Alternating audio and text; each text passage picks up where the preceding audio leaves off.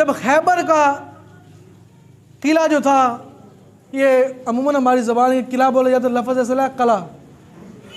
जब खैबर का जो कला था इसको खेड़ा गया, जब खैबर की फ़तह हुई, फ़तह से पहले सरकार ने फरमाया कल ये झंडा मैं उसके हाथ के अंदर दूंगा जिसके हाथ के अंदर अल्लाह ने फ़तह लिखी है,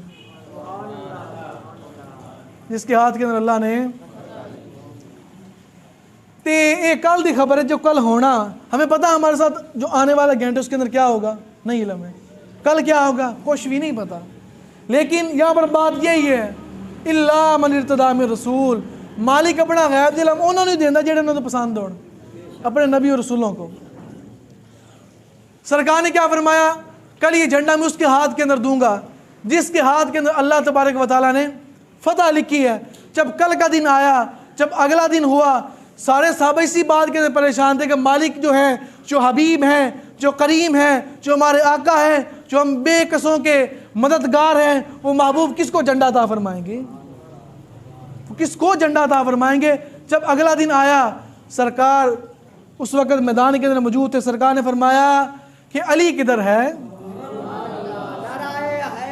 या अली या अली, फरमाया अली किधर है।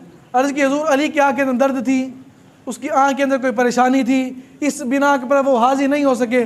तो मालिका फरमाया साढ़े होंदे उन्हें किहड़ी परेशानी की ज़रूरत है। सरकार ने फरमाया अली को हाजिर किया जाए। मौला मुश्किल कुशा शेर खुदा करम अल्लाह ताला वजह करीम सरकार की बारगाह के अंदर हाजिर हुए। महबूब ने अपने हाथ पर लुआबदान लगाया, लगाकर उनकी आँख पे लगा दिया। मालिक ने फरमाया ले आज तो बात कभी भी नहीं ख़राब होएगी, कभी भी ये ख़राब नहीं होगी।